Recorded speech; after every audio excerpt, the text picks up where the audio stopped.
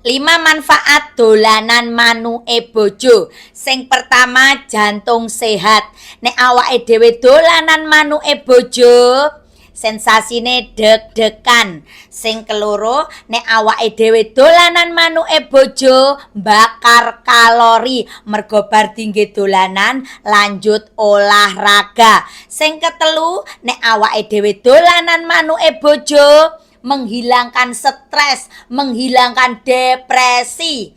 Sing kepapat, nek awake dhewe dolanan manuke bojo gek sampe metu oline aja diguwak, gunakno dingge raup. Mergo nyapa? Awet kenceng.